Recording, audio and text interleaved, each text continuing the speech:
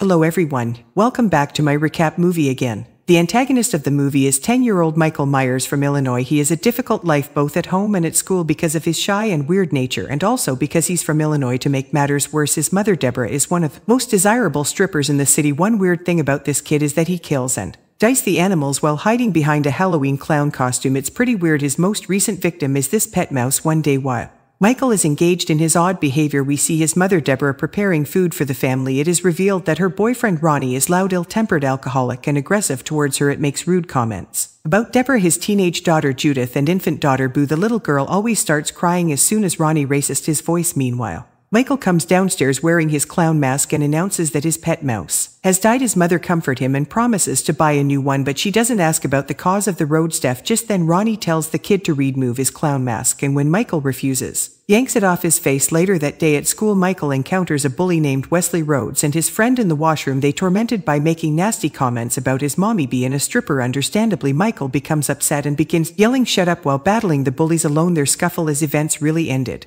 when the principal enters the washroom and shouts at them. However, an irate Michael curses at the principal, landing himself into greater problems and all three kids getting detention in no time. Deborah arrives at the school, but instead of scolding her son, she yells at the principal, calling him irresponsible. Shocks the latter makes her understand that Michael is a special child. He even schedules an appointment with Dr. Sam Loomis, a child psychologist. Later during the evening, the doctor shows Deborah evidence of Michael's abuse of animals and informs her that her son displays signs of sociopathology. It turns out the principal had found a dead cat in Michael's school bag. A collection of images showing various animal mutilate ones were also discovered. Dr. Loomis mentions that these are warning indicators that Michael might become a redditor someday, and that only a disordered mind could take delight in such violent acts. In the meantime, Michael runs from school and stumbles upon the bully Wesley in the woods. Out of nowhere, he strikes him with a large branch of a tree. As Wesley falls to the ground, Michael lets out all of his anger and hits him with blow after blow. Poor Wesley, who is in pain and in tears, begs Michael to stop hurting him. However, the monstrous boy only becomes more aggressive and ends up killing Wesley. That evening, Michael returns home and waits for his sister Judith to take him trick or treating. His mother also yells for Judith to tend to her brother as she is about to leave for work. However, the latter has no intention of taking Mai out. Just as their mom leaves, Judah's boyfriend Steven comes over and they go upstairs to have some fun. This leaves Michael all alone and upset, so he goes out donning his mask, but he comes back after a while and finds his mother's boyfriend Ronnie sleeping on its chair. This is just the right opportunity for the devilish child to exact his revenge. In a moment of madness, he ties the man to the chair with duct tape and finishes him off with a butcher knife. Trick or treat, Ronnie, you son of a bitch. A while later, Judith's boyfriend Steve comes downstairs to make some sandwiches in the kitchen. Seeing him, Michael takes an aluminum bat and strikes him across the back of the head. Steve falls to the floor, twitching, and Michael watches him for a moment before continuing to hit him until he is dead. Michael's next move shows him going upstairs and discovering his sister Judith dozing in her room. He takes off his clown mask and instead wears Steve's big white pasty have Louise mask. At the same time, Judith turns around as he runs his fingertips along her leg. She gets agitated to see Michael in her room and demands to know what he is doing. When he doesn't respond, she slaps him in his ass. Filled with rage, Michael stabs his own sister in the stomach and kills her. When his mother ultimately returns from work, she discovers him sitting on the front porch with his innocent sister in his arms. She frantically inquires why he is out on the porch so late. Michael stays silent while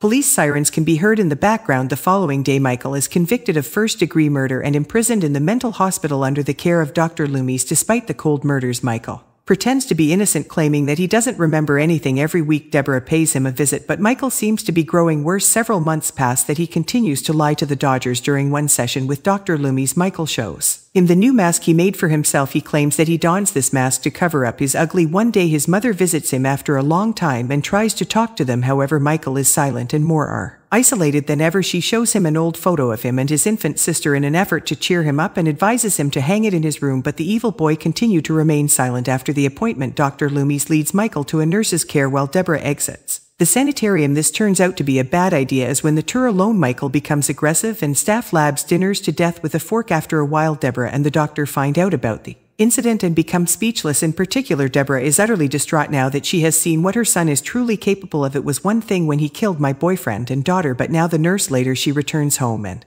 watches old films of Michael from when he was just a small innocent kid. She tearfully reminisces about the olden days and wonders if she was a bad mother. Probably. In the end, she commits the unthinkable. Unable to bear the pain anymore, the movie then jumps to 15 years later. Michael is now a towering man who still remains locked up in the sanitarium. He hasn't spoken a word since his last murder and spends most of his time making masks. Dr. Loomis has also given up on treating him and instead published a best-selling book in which he labels Michael as an unredeemed bubble evil. One night Michael is busy making masks when two janitors arrive in his cell and start having their way with a female inmate. Real cool Rob Zombie. Michael doesn't react a bit and keeps doing his work, but once the janitors are done he gets up, grabs one of them and slams him against the table. Michael then goes over to the other one and beat him up several times before slamming his head against the wall. The commission alerts the guard Ismail, who has been taking care of Michael ever since he was a child. Soon after, Ismail arrives at the cell block and discovers two distinct bloodied bodies scattered over the floor. As soon as he sees Michael, he immediately realizes what has transpired.